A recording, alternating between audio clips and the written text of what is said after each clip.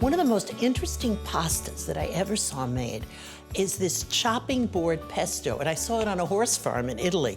It's rustic, fresh, and the great thing about it is it's not cooked. So you start with a mezzaluna or a regular knife. I happen to like this. You have a little bit of garlic, a little bit of onion. You start to chop like so. And then you add any herb you've got. You want a lot of basil, okay? By the way, it should be an infant basil. So we've got basil, we have some mint, we have some chives, a little bit of thyme, because thyme can take over. Tarragon, you don't think of it as being Italian, but trust me, it's used there. And then sage. Now, be careful with sage. It's like thyme, it can really take over. So just a few leaves. Some salt, some black pepper, and we start to chop. I love the sound of this knife. It's really great. Using the mezzaluna is definitely therapeutic, and I think, as you can see, you kind of get into a rhythm. You know, you start moving with it. And now, here we are, yeah. Odd thing, you add the olive oil right on the board, okay? And keep chopping. When you cut different ingredients together, their juices blend in a way that they don't blend when you chop the onion here and the herbs here. It achieves a different kind of flavor. So what we're gonna do, take this, here's pasta.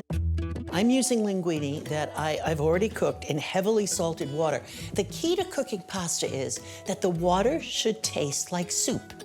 In so many words, it should be salted enough that it has a lovely flavor to it, because the pasta is not going to absorb a lot of salt, but it will have more flavor with that generous amount of salt in the water. We're going to add the tomatoes, and now we're going to toss this all together with two final ingredients: pine nuts and cheese. I used a vegetable peeler to get long strips of the cheese.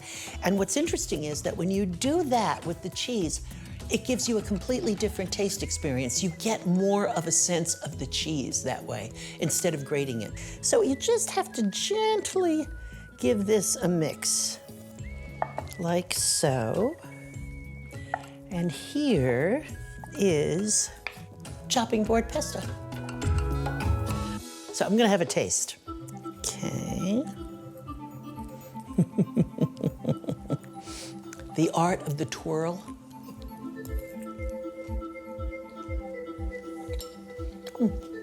You know what's so good about this? As you're eating it, you can taste the mint. You can taste the tarragon. You can taste all of the elements of the dish. Each bite, you taste first one herb and then another. And you can use whatever herbs you find in the market.